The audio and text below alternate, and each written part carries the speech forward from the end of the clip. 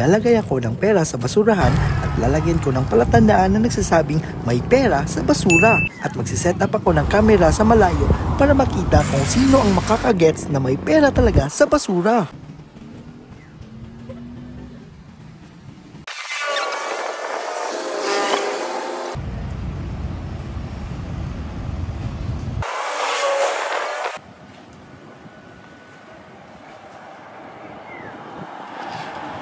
At this time, walang nakakakita o baka walang naniniwala.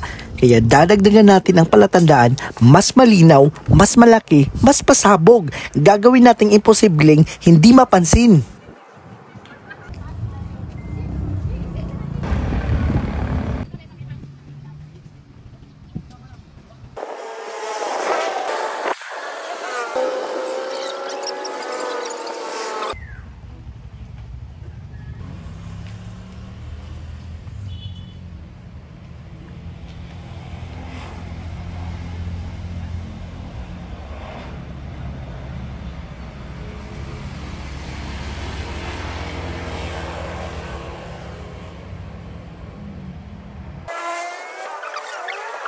Maraming hindi nakapansin at may iba din na nakapansin pero hindi nila ito binuksan, kaya ilalagay natin ito sa ibang lugar sa mga susunod na video.